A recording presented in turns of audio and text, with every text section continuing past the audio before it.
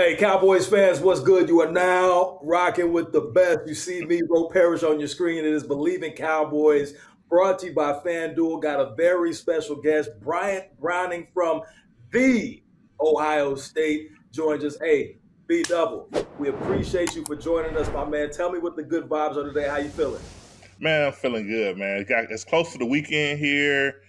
I'm in Ohio, so the weather, it could still be snowing, but we're past the snow. Not the warmest of days, but I take it. I take Hey, it.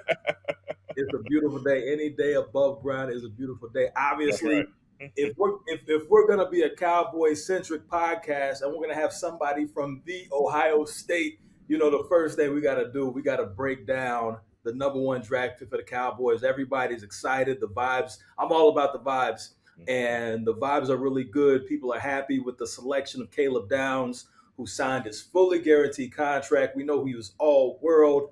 Any award, he's won it. He is praised by everybody. Just off the top, before we go deep into everything football wise, just give me your thoughts on Caleb Downs, what he did at Ohio State as you were able to watch him while he was there. Yeah, I think that he just kind of came in, and obviously, like you say, his character just jumped off the chart, right? He's just a great guy who loves the game, and he goes about it in that fashion, right? And he's a leader on and off the field and everything that he does. So, coming to Ohio State, I think we all was really surprised, right, that he got in the portal and he came to Ohio State. Obviously, due to Saban transfer, and was able to pick up on him. But when he came to Ohio State, he's just been a gift, just been a pleasure. I could argue that he led the number one defense a couple years in a row, coming from a time where things was shifting, right? We was known for scoring some points. Our defense was kind of lacking, but he kind of came in and secured that new culture of us taking defense very serious and being accountable for what we do and making plays as well. And he always just went out there and led the way. Man, yeah, he did. We've heard, and you talk about him jumping in the portal. We all know that Nick Saban is the GOAT. You can argue, maybe with your mama or somebody else, but Nick Saban has called him one of, if not the smartest players he's ever played, has ever played for him. And then you look at him, I mean, he led the team in tackles as a freshman. That's high praise coming from someone like Nick Saban. Yeah, right. I mean, he done seen it all, right? I mean, he was coached tremendous talents, tremendous people, tremendous character guys, all across the board. He had been doing it for 40, 50 years, right? So for him to say that about Caleb Downs just kind of let you know just really, truly how special he is. Like I said, I think that was kind of, obviously seeing a guy like Saban retire, it was like, mixed emotions, right? For Buckeyes, like, yeah, we get this guy out the park, but at the same time, like you say, he's one of the best to ever do it. So you always got to appreciate that game. But that was kind of like the gift of it for us Buckeye fans, him leaving and us kind of grabbing a few of those Alabama players coming right up north to play for Coach Day. So it was an interesting situation. Obviously, I look at all the players that were selected from Ohio State, and I'm just like, bruh, especially when we go in the first round, looking at that defense, focusing on them. That Miami Ohio State game was crazy. I don't mean to open any wounds, but how do y'all lose with all those dudes going in the first round? How do y'all lose to Miami, bruh? Man, I think Miami looking at the teams that actually made the playoffs, other than Indiana, because we had just played Indiana and lost as well. But other than Indiana, I think Miami had the best matchup that would give Ohio State problems. And that was just really because of their defensive front, right? They have 2 first-rounders on that defensive line. And if you don't go about things accordingly, you don't go about checking those guys the right way, they can really wreck a game. So I think they started off the game making some big plays against us. Obviously, Miami was a really veteran group, and the veterans made the plays to win the game. And obviously, still at the end of it, we still was right there in it. We just didn't have quite enough to kind of get over the hump. So, I think it was just a mixture of things. It's football that happens, right? We coming off a national championship. So, and Miami was essentially, ecstatic that they made the playoffs, right? After kind of getting snubbed the year before, they made it this year. So, they're playing with a lot of chips on their head, different fire, different from us who's trying to defend the national championship. But I think if we played that game 10 times, I'm not going to say we win 9, but I definitely say we win, let's say 7. 6 or 7. I mean, when you got players like Caleb Downs, Sonny Styles, Arvell, Reese, when you have those guys on your side, you should win at least 7 to 10. So I'm looking at this. Obviously, we know that the talent was there, but just moving forward to the next level. And this is not to be the homer or since you're on the Cowboys podcast. I just want to know because we're just going to focus on the NFC East because the players that I just named. You see Sonny Styles going to the Commanders. You see Arvell Reese going to the Giants. And of course, obviously, Caleb Downs with the Cowboys. Out of those three players, number one, which player do you think is going to be set up for success going into the situation they're with? And two, of those three, who has the most talent? Okay, so first, I would say situation wise, I think I like Sonny Styles situation wise the best, and I just say that because there's no question that I think that Mike last year was Bobby Wagner. He's not on the team anymore, right? So he kind of fits right there in that role. There's no question that he kind of goes just there in that spot. But I also like Caleb Downs where he lands as well because if you watch our podcast, you start talking about safeties and how high can you draft a safety? Like in today's game, what sense does that make? How high can a guy really go? And obviously Caleb went at 11. But when you look at Caleb and all what he brings to the game and his talent and his skill and his preparation, you could just say, all right, yeah, maybe he's not 1-2 because of position wise, but you check a box for your team for many years, right? You could see him playing for the Cowboys for his whole career, right? A guy like that could go in there if he stays healthy, make the plays we know he can make, and continue to grow as we know he'll grow. You just check that box, right? You got a strong safety, someone that you could play in the box, someone that could play in some coverage, and just really be a smart player and be a leader of your defense. He could do that for 10 seasons easily for the Cowboys. And then you ask about the talent. I got to go with Arvell Reese on that. So I'm a little bit biased on Arvell Reese. Me and him went to the same high school, so I've been watching him play for a long time and knew how good he would be. And obviously came to Ohio State. He really set for 2 seasons. And in his third season, he played, knocked it out the water, top 5 pick, right? That talent is just rare, it's different, but all those guys are talented. But if you got someone's the best, to me, with the highest ceiling, you got to go Arvell Reese for the different things that he do.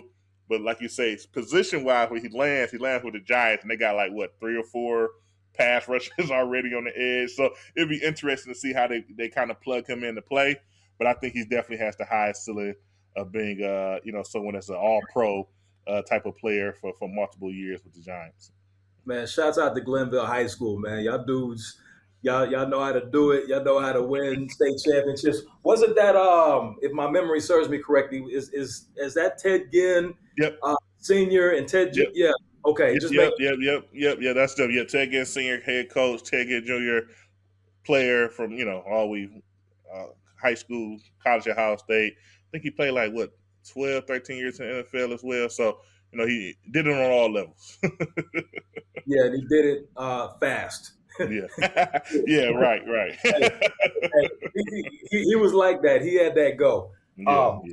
So looking at this Cowboys defense, obviously we know that you're all things Ohio State, but just looking at what the Cowboys did from a draft perspective, we know that they had so many problems last season. This defense couldn't stop a nosebleed, and it seemed like it was a big play every time.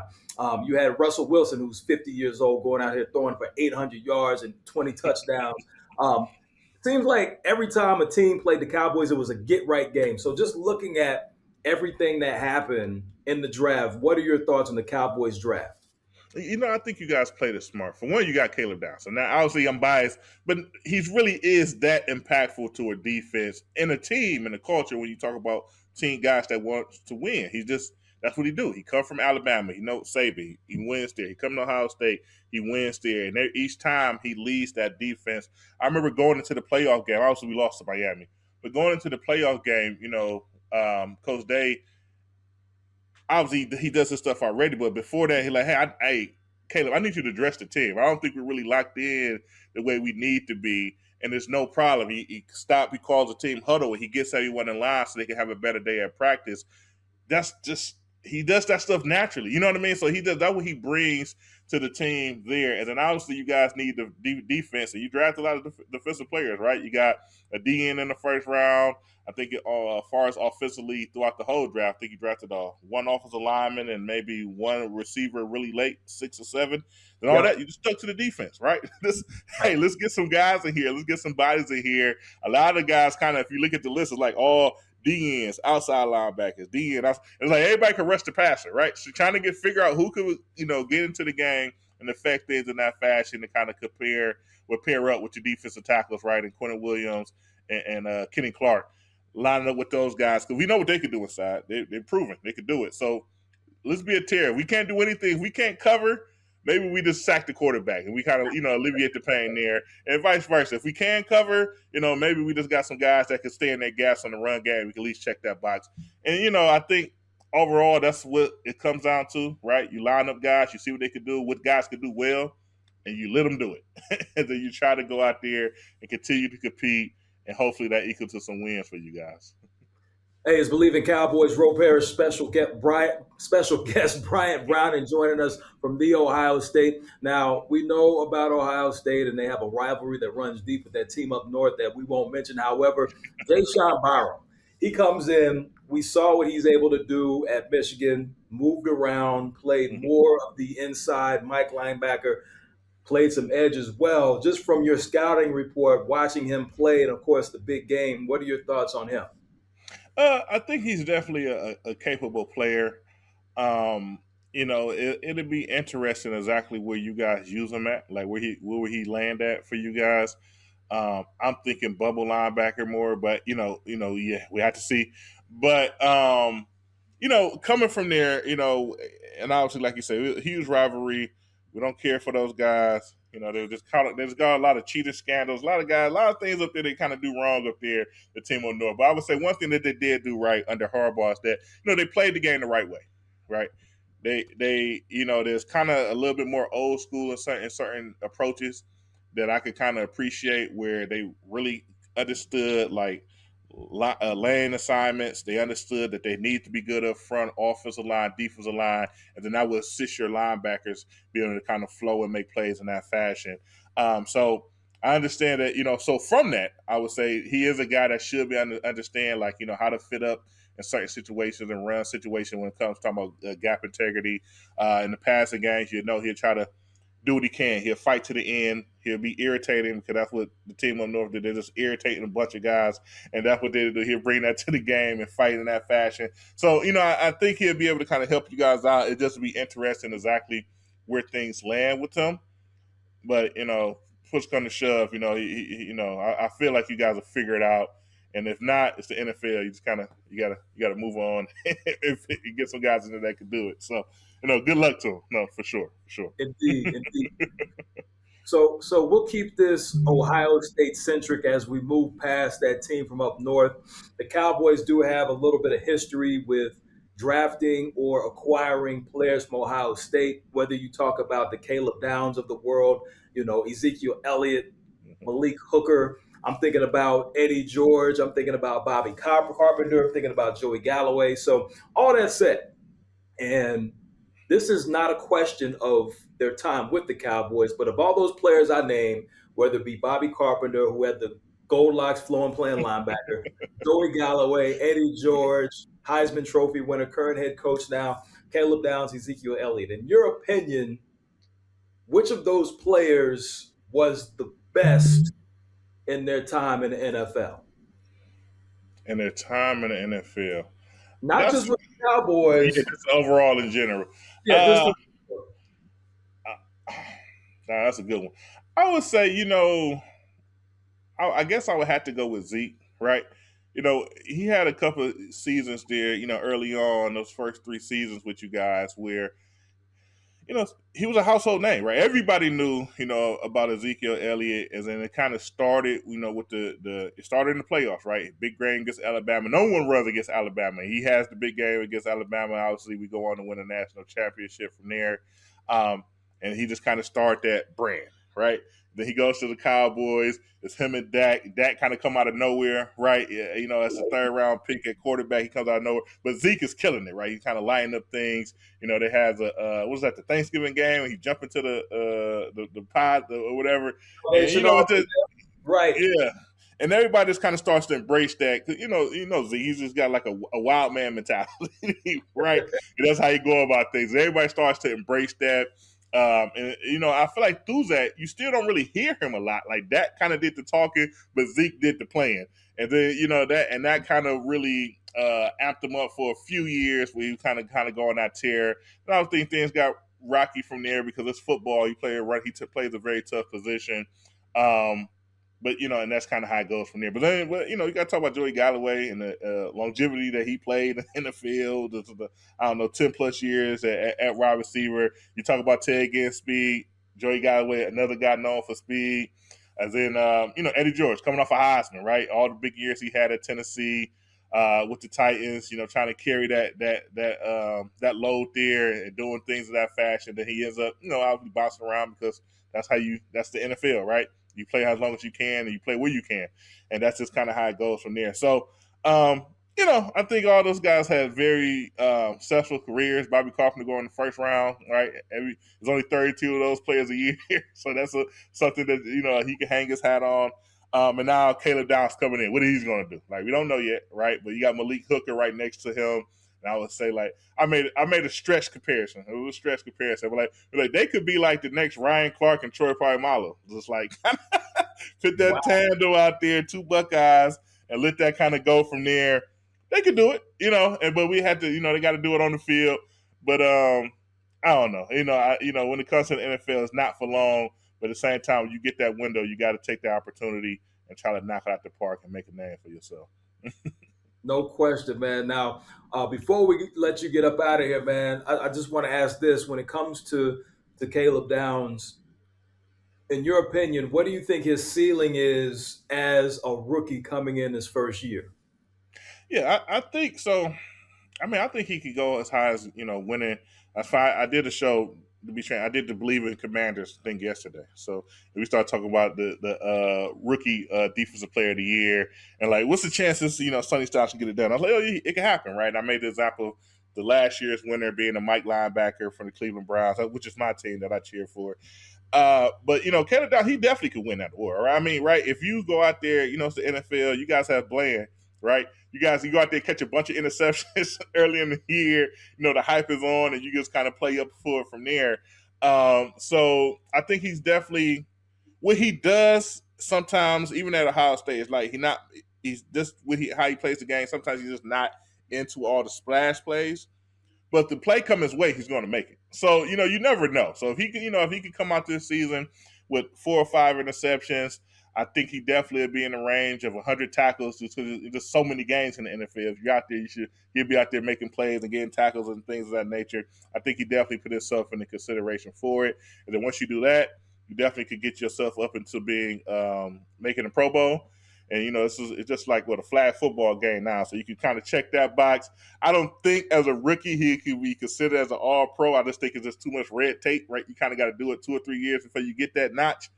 But I definitely think he could get that being contested for Defensive Rookie of the Year and also playing to get into that Pro Bowl. So. Yeah, Cowboys fans would definitely love that. Again, like I said at the beginning, the vibes are high. Everybody is excited to see Caleb Downs come. His level of intellect, his level of professionalism, his savvy, everything that comes with it. People are excited. So, man, before we get out of here, I need to know, and we need to let the people know where they can find you, what your social handles, and what podcast you're a part of.